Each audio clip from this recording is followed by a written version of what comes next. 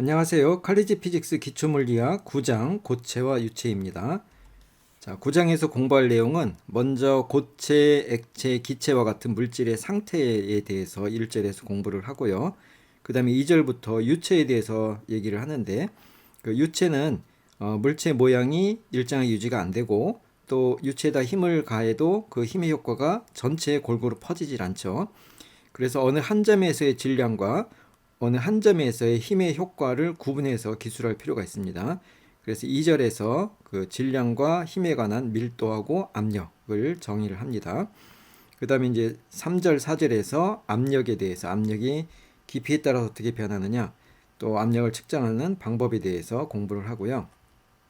자, 5절에서 이제 잘 알려진 알키메데스의 원리, 그리고 그에 따른 부력을 공부를 합니다. 자, 여기까지는 정지한 유체에 대한 건데요. 정지 유체. 근데 이제 유체가 흐르니까 흐르는 유체 운동을 우리가 이제 6절에서 베르누이 방정식을 이용해서 흐르는 유체 운동을 기술할 겁니다. 그리고 7절에서 몇 가지 응용을 소개를 합니다. 자, 여기까지는 그 일반적으로 일반물에서 많이 다루는 내용이고 가장 이상적인 점성이 없는 이상 유체를 기준으로 이제 이런 내용들을 공부를 하는데, 요 8절하고 9절에서는 조금 더 세부적인 그 주제들을 다룹니다. 그래서 표면 장력하고 모세관 현상, 그리고 실제 이제 점성이 있는 유체의 흐름에 대해서 간단하게 소개를 합니다. 깊이 들어가 많이 복잡하기 때문에 이제 간단한 결과 정도만 소개를 합니다. 그리고 이제 9절에서는 확산과 같은 수송 현상을 소개를 하겠습니다. 그 다음에 10절에서 이제 다시 고체에 대해서 고체에 힘을 가했을 때 모양이 변하는 그런 내용에 대해서 10절에서 공부를 하겠습니다. 자, 그래서 먼저 9.1절 물질의 상태인데요. 물질의 상태는 우리가 잘 알고 있듯이 고체, 액체, 기체가 있고요. 여기에 이제 플라즈마라는 상태가 있는데 초유체라고도 합니다. 근데 이제 우리가 일상생활에서 경험하는 상태는 요 세 가지가 있는 거죠. 고체, 액체, 기체. 그러니까 예를 들면 물을 가지고 얘기를 해보면, 물이 이제 단단하게 얼어 있을 때 얼음일 때는 고체가 되는 거고, 그 다음에 녹아서 액체가 됐다, 물이 되는 거죠. 근데 그 물을 더 끓이면 이제 수증기로 기체가 돼서 날아가죠. 그래서 이 세 가지 상태를 우리가 일상생활에서 경험을 할 수가 있는데, 고체의 경우는 말 그대로 단단한 물체의 모양이 단단하게 이제 유지가 되는 그런 상태를 고체라고 합니다. 근데 그런 고체는 그 내부를 들여다봤더니 고체를 물질을 이루고 있는 분자나 원자가 있는데, 그런 분자나 원자들이 이렇게 규칙적인 배열을 이루고 있는 고체들이 있다 하는 겁니다. 그런 고체들을 결정형 고체라고 합니다. 그래서 이런 규칙적인 배열을 이루는 최소 단위를 격자라고 하고요. 격자. 이 격자들이 이 공간에서 어떤 모양으로 어떤 규칙성으로 배열되느냐 하는 거에 따라서 그 결정 구조를 구분해서 표현을 합니다. 그래서 대표적인 것이 소금의 경우 NaCl이죠. 소금 결정의 기구는 이런 식으로 규칙적으로 배열이 돼 있다 하는 거고요. 그런데 모든 고체가 이런 식으로 규칙적인 배열을 이루는 것이 아니라 이 규칙이 깨져 있는, 그래서 그런 경우는 이제 비정질 고체 아모포스라고 하는데요. 이런 고체도 있습니다. 그러니까 이제 규칙적인 이런 배열은 없지만은 그 분자들 사이 또는 원자들 사이의 결합이 단단하게 결합이 돼가지고 전체적으로는 단단한 모양을 유지하는 그런 거죠. 근데 규칙성은 없는 그런 고체들을 비정질 고체라고 하고요. 유리 같은 경우가 대표적인 비정질 고체가 되겠죠.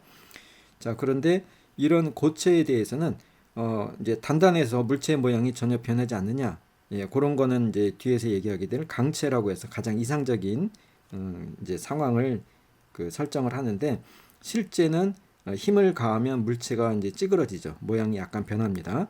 그런데 그 중에서 절대 안 찌그러지는 강체가 있는 반면 실제는 그렇게 모양이 변하는데, 그 중에서도 또 그 힘을 제거하면 살짝 변했다가 원래 모양으로 돌아오려고 하는 그런 성질이 있습니다.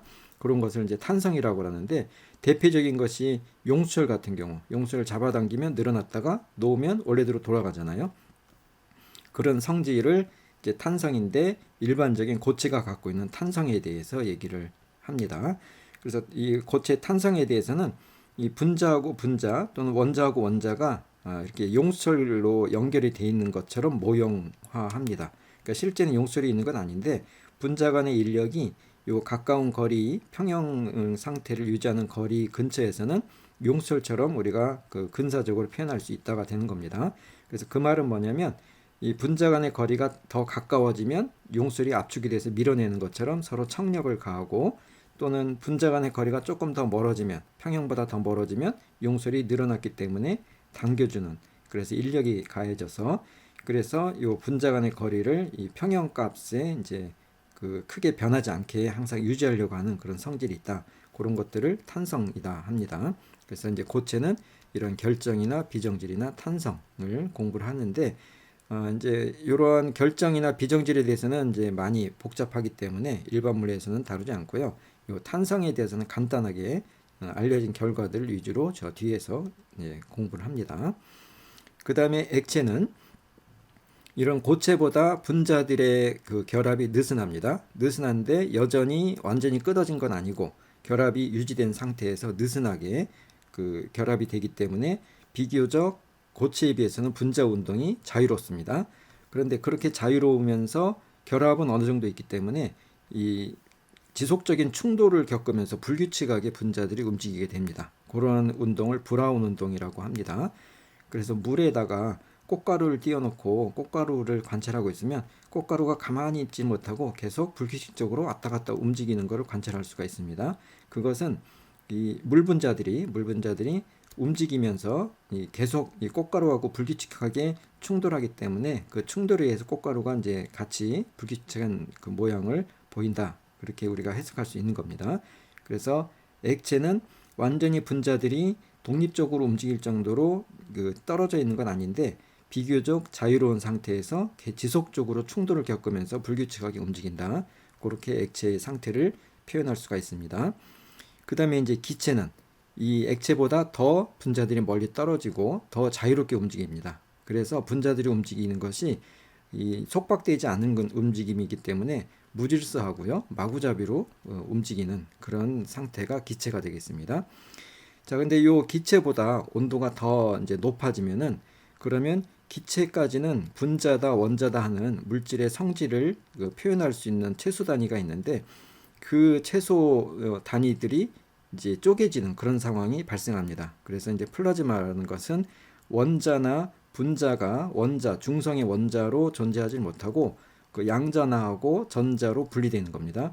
그러니까 이제 중성의 원자에서 전자가 뛰쳐나와서 그 양자나 이온이 되거나 아니면은 뭐 더 전자들이 많이 나오면은 핵만 남거나 그럴 수가 있죠.